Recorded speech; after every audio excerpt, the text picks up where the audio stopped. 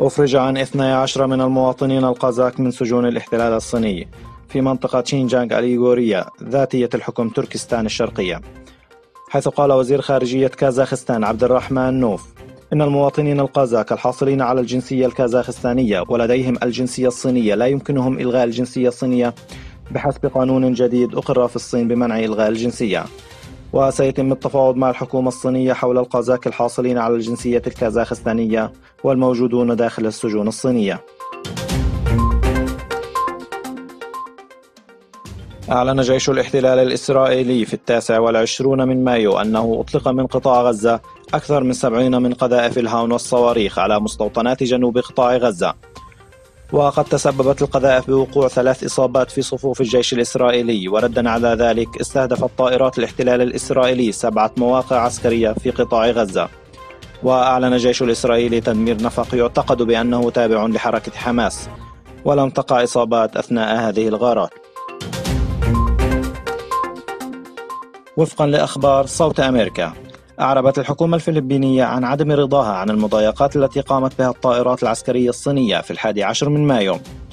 وقد عقدت الصين والفلبين في وقت لاحق محادثات لمنع وقوع وتكرار حوادث مماثلة.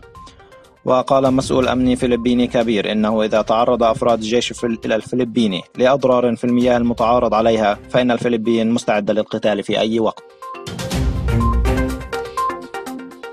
وفقا لوكالة الأنباء المركزية، تعرضت وزارة الداخلية الأفغانية لهجوم مسلح، وقد حاول المسلحون اقتحام الوزارة في العاصمة كابول، مما أسفر عن مقتل ضابط شرطة وإصابة ما لا يقل عن 5 أشخاص آخرين.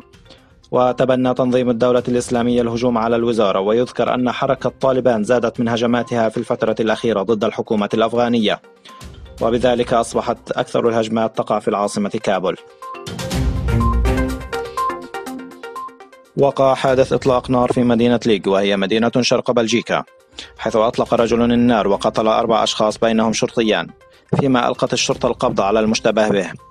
وأكدت الشرطة البلجيكية أن إطلاق النار كان هجوما إرهابيا، وأن التحقيقات قد اكتملت.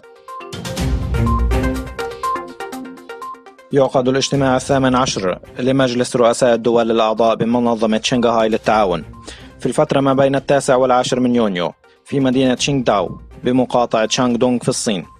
وستتم دعوة أعضاء منظمة شنغهاي للتعاون والمراقبين ورؤساء المنظمات الدولية ذات الصلة المشتركة، وستشارك تركيا كشريك في الحوار.